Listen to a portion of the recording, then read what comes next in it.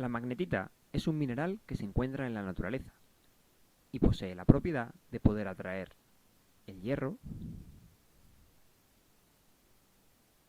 el níquel, el cobalto e incluso algunas aleaciones de estos metales. Esta propiedad acoge el nombre de magnetismo. El magnetismo fue descubierto hace más de 2000 años por los antiguos griegos, pero no fue hasta 1820 cuando Hans Christian Ørsted descubrió que por un hilo conductor circulaba una corriente que ejercía una alteración magnética en su entorno. A mediados del siglo XIX fue cuando se formularon teóricamente todas las interacciones de tipo eléctrico y magnético.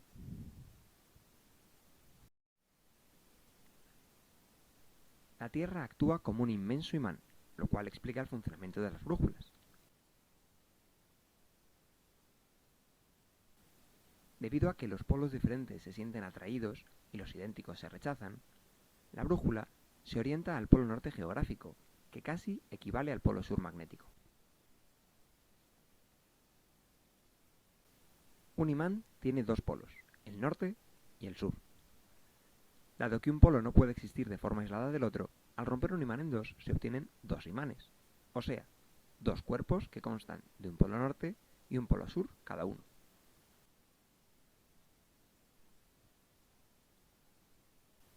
Debido a la atracción existente entre dichos polos magnéticos, se crean unas líneas de campo cerradas alrededor de dicha atracción. Una forma muy práctica de observar estas líneas de campo es realizar el experimento de las virutas de hierro sobre una hoja de papel. El campo magnético se simboliza con la letra B.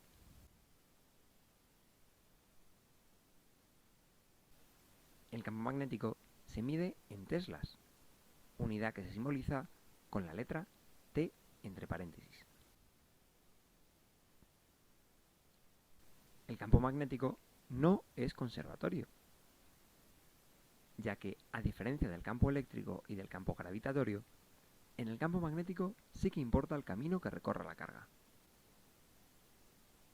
Para demostrar que no es conservatorio, se utiliza la ley de Ampère.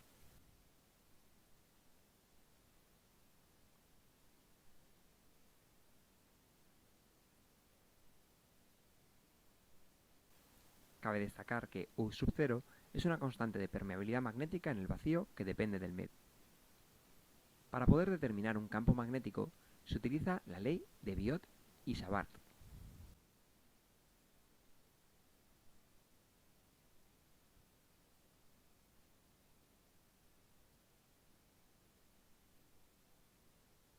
Esta fórmula se puede aplicar directamente a cuatro casos distintos.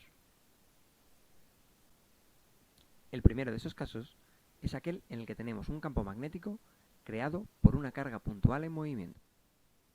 Nos encontramos con una carga puntual Q, que tiene una velocidad v y se dirige al punto P. Aquí está el radio. Y aquí está el vector U. Por lo tanto, debemos averiguar hacia dónde va el campo magnético con la regla de la mano derecha. En este caso, el campo magnético va hacia abajo. Por lo tanto, la fórmula principal se adaptaría al primer caso y quedaría así.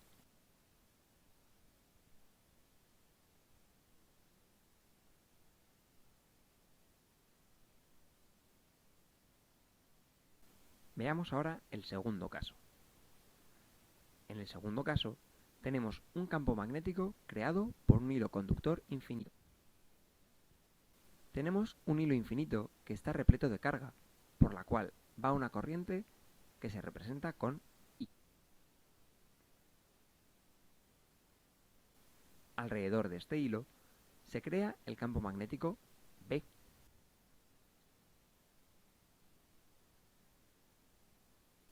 Y aquí tenemos el radio, R. Para poder averiguar el campo magnético de este caso, hay que integrar la fórmula principal, el procedimiento para lo cual está en el trabajo escrito.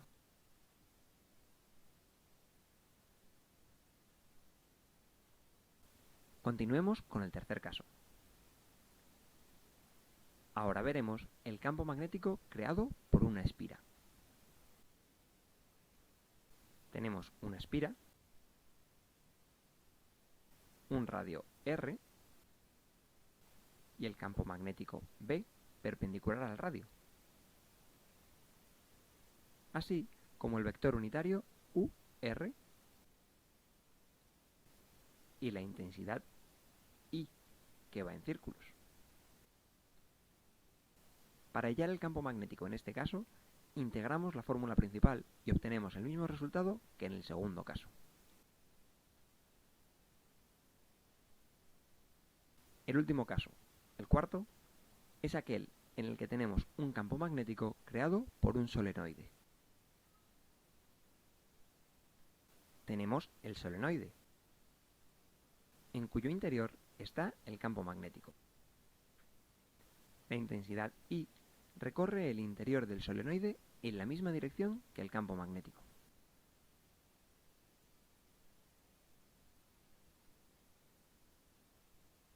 Para hallar el campo magnético en este caso, integramos la fórmula principal, obteniendo el mismo resultado que en los dos casos anteriores.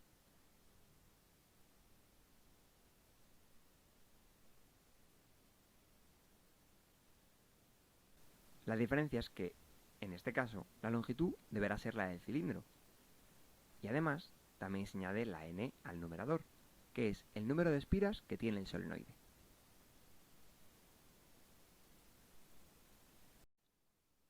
Veamos la relación entre campo eléctrico, o E,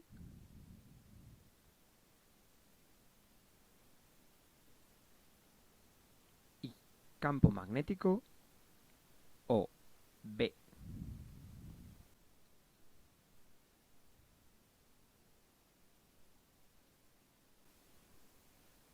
En un campo eléctrico normal,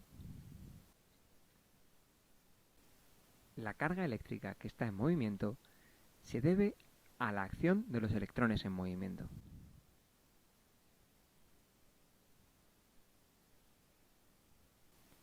Por ello hay dirección y sentido, y lo ponemos como vectores.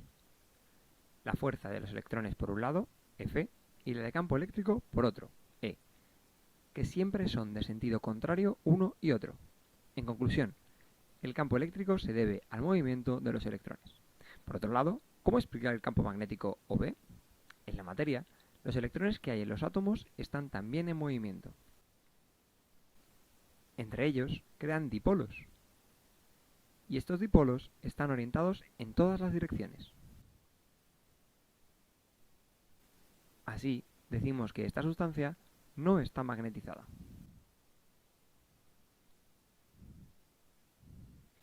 Sin embargo, cuando la materia tiene esos electrones en movimiento, pero sus dipolos están orientados en la misma dirección, decimos que es una sustancia magnetizada.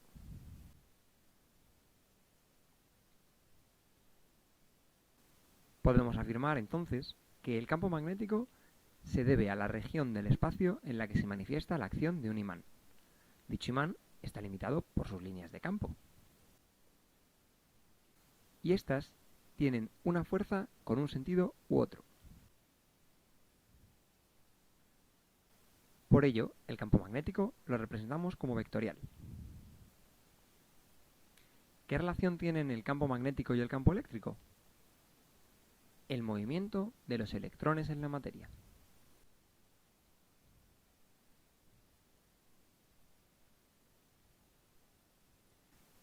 Veamos ahora el campo magnético creado por una corriente eléctrica.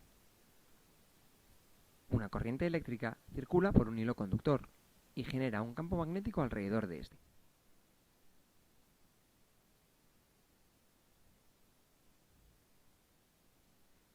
El valor de este campo magnético depende de la corriente eléctrica y de la distancia del punto en el que se encuentra con el conductor.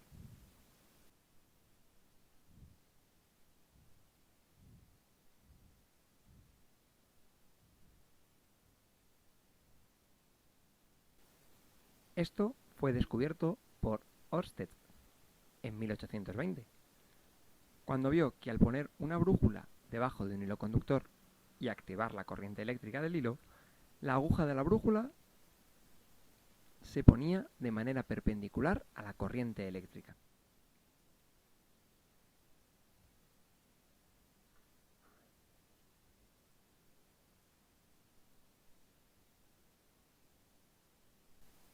Por otro lado, cuando no activaba ninguna corriente eléctrica, la aguja se ponía en paralelo al conductor.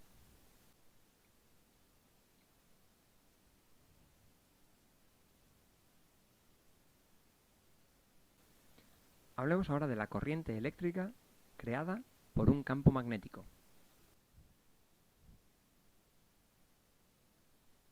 Esto fue explicado por Faraday, científico que descubrió que un imán que se acercaba a una bobina de conductor de corriente hacía que ésta se moviera.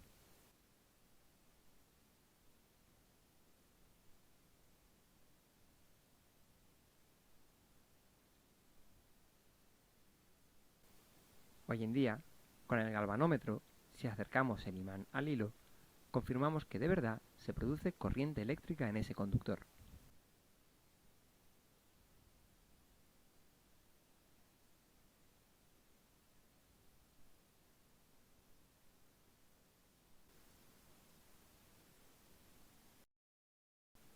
Veamos ahora la fuerza magnética sobre cargas en movimiento.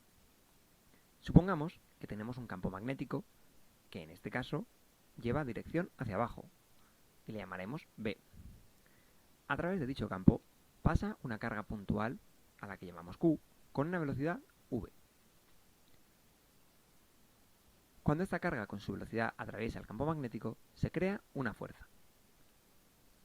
Esta fuerza la llamamos fuerza magnética.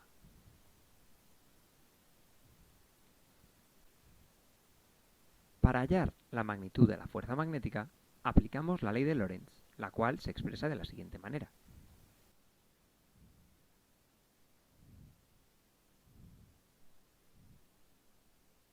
Sin embargo, si no queremos hallar la magnitud vectorial de la fuerza, sino que nos interesa la magnitud escalar, nos centraremos en el módulo de la fuerza, en cuyo caso la fórmula será de esta otra manera. Utilizaremos ahora el seno de θ, siendo θ el ángulo que forman la velocidad y el campo magnético.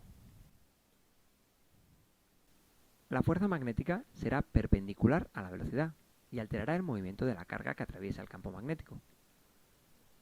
Para saber en qué dirección va a desviar a dicha carga, utilizamos la regla de la mano derecha.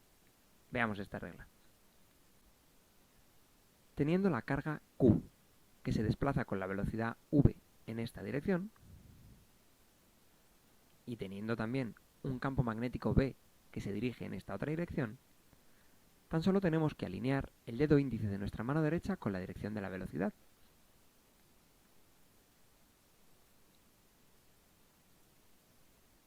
Mientras el dedo corazón lo alinearemos con la dirección del campo magnético, y el dedo pulgar nos marcará la dirección de la fuerza magnética.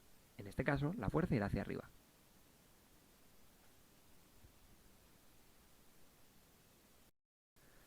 Vamos a hablar ahora del campo magnético terrestre. Nuestro planeta tiene un campo magnético. Este campo magnético se forma porque nuestro planeta Tierra tiene un núcleo que se divide en un núcleo externo, que es líquido, y un núcleo interno, que es sólido.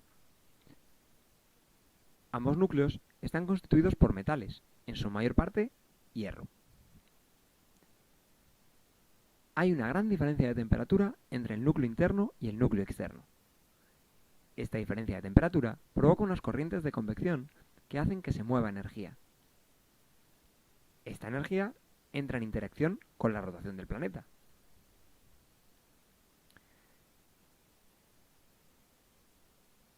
Y además interactúa también con el campo magnético del Sol.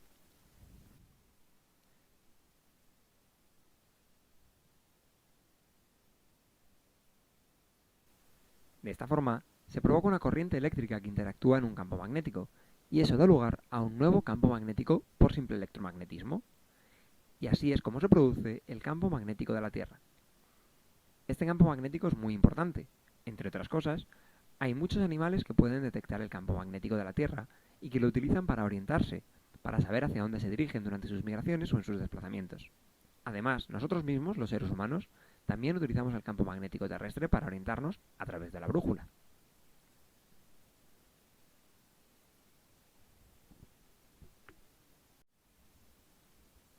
Hablemos ahora de la magnetosfera. La magnetosfera está incluida en la exosfera y es un campo magnético que forma un escudo del viento solar, que son unas partículas que están cargadas de energía que expulsa el Sol cada determinado tiempo. Pero la Tierra no es la única que posee magnetosfera. Todos los planetas con campo magnético la tienen, como por ejemplo Mercurio, Júpiter, Saturno, Urano y Neptuno. La magnetosfera fue descubierta por un satélite artificial llamado el Explorer USA. Tiene principalmente dos zonas en las que la concentración de partículas es más acusada. Por un lado, la zona más interior, o cinturón A, y por otro, la zona exterior, o cinturón B.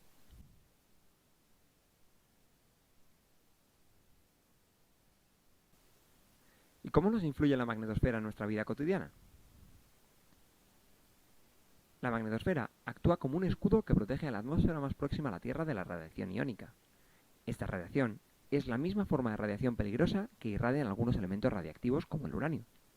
Es decir, sin la magnetosfera, la radiación iónica destruiría toda forma de vida en el planeta Tierra. Por otro lado, los equipos de radio, telecomunicaciones, control de satélites, así como los GPS, podrían sufrir interrupciones o mal funcionamiento. Hablemos ahora de las tormentas geomagnéticas. ¿Qué son estas tormentas? Se trata de perturbaciones en el campo magnético terrestre.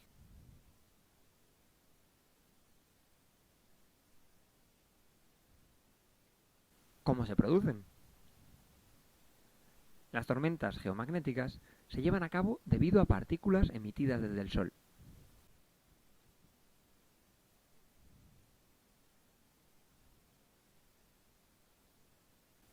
¿Cada cuánto tiempo se producen?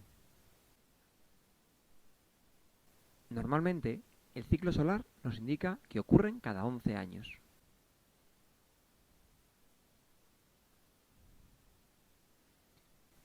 Hay distintos tipos. Las más comunes son las auroras polares,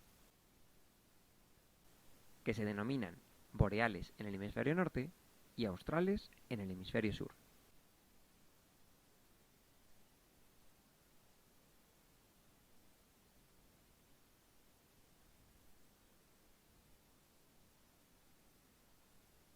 Las auroras polares se tratan de arcos y cortinas debidos a los electrones liberados por el Sol, así como la fuerza que estos ejercen sobre la magnetosfera.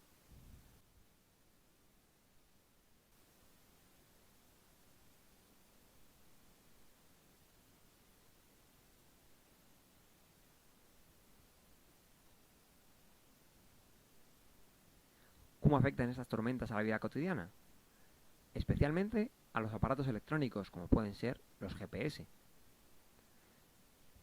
La intensidad de estas tormentas se mide gracias a la escala NOAA de la agencia Space Weather de Estados Unidos.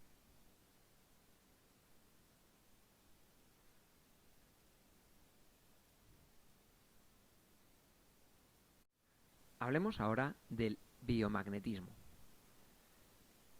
Franz Anton Mesmer propuso la teoría de que todos los seres vivos estaban constituidos por un fluido magnético, lo cual permite que sean influenciados por campos magnéticos. Lo que Mesmer desconocía era el hecho de que los seres vivos generan campos magnéticos. Otro personaje fundamental en la historia del biomagnetismo es Isaac Goiz, que fue el creador en 1988 de la técnica terapéutica del par biomagnético. Como terapia, el biomagnetismo es ante todo una terapia preventiva, aunque también sirve para curar, y está indicada para tratar diferentes patologías, que van desde aliviar los síntomas de un resfriado hasta liberar al paciente de tumores. Con los imanes se busca tratar todo tipo de dolencias, como estados depresivos o jaquecas reiterativas, con las que muchas veces las personas no pueden llevar una vida normal. Podemos destacar también algunas curiosidades y prevenciones. El biomagnetismo se aplica actualmente sobre unos 300 puntos distribuidos en el cuerpo y está indicado para todas las enfermedades o malestares. Además, posibilita el estudio del latido cardíaco del feto a través de la magnetocardiografía fetal. Sin embargo, no se recomienda su uso en mujeres que estén recién embarazadas ni en personas con cáncer que estén recibiendo quimioterapia.